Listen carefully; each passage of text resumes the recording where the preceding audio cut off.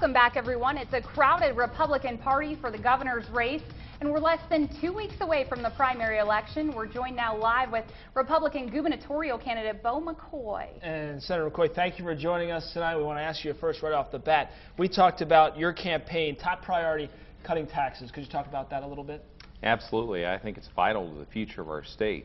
And we have so many young people who leave Nebraska, and the way to keep them here, I believe, is to continue to cut taxes, and that goes for our senior citizens as well.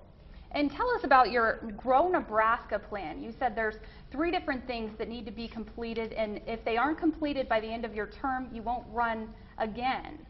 Absolutely right. I believe certainly that in the first term as governor, I intend to cut taxes by $100 million, that's property taxes, grow jobs by 10,000, and that's those highly skilled jobs that are so vital to our state's future, and also to travel 100,000 miles around the country and around the world to promote Nebraska agriculture and manufacturing goods.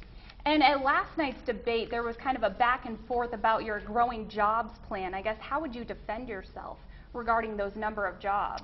Well, it's just what I said. We always grow jobs in Nebraska, but the ones that really make a difference, that you can raise a family on, have a great career, are those skilled jobs. And those are difficult to do. You know, I'm the only member of the legislature that has a community college degree. And I work and own a construction company and work in that field where it's very difficult today to find skilled labor and those with the technical skills that you really need for the jobs today. Electricians, carpenters, welders, those kind of jobs. We've got to connect the dots and make sure young people have that training. That's difficult to do, and it's a very attainable goal to boost jobs by 10,000 the first 4 years in that field. We hear so much right now about Attorney General Bruning and Pete Ricketts battling back and forth. Do you see it as a two-man race and you being the underdog as we're 2 weeks away? Where do you see yourself stand? We hear so much about those two. Well, we're surging very fast. You know, the Nebraskans that I talk to, they're tired of the negative campaigning. They want to really hear what we're going to do. I think being governor is about getting results. I've done that in 6 years in the legislature. I've been in small business over 15 years. Grew up in agriculture. I think that's what Nebraskans care about. They want a governor who's going to listen to them, who understands what they go through, whether they live in rural Nebraska or urban Nebraska. Let's talk about political ads. You've received a lot of heat over your recent ad about Obamacare, where you're seen knocking a bobblehead of President Obama off the fence post, I guess. Do you think that was appropriate, or how do you defend that ad now that you've received some of that backlash? Well, I've heard from an awful lot of Nebraskans that like the ad, and I think it really expresses the frustration that a lot of Nebraskans feel about what's going on in Washington, D.C. today, a presidential administration and a federal government that just doesn't listen. And so many Nebraskans, I think, and Americans feel disrespected because the takeover of 1/6 of our national economy of health care through Obamacare and Medicaid expansion came with no Republican votes in Congress. So many Nebraskans feel like we just aren't listened to. And Governor Heineman vetoed a number of bills this past session.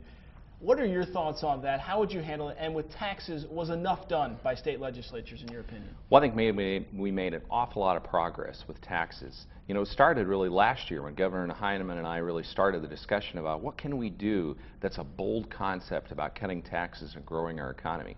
And 3 weeks ago, on Wednesday, I had the opportunity to stand next to Governor Heineman as he signed $412 million worth of tax cuts over the next 5 years.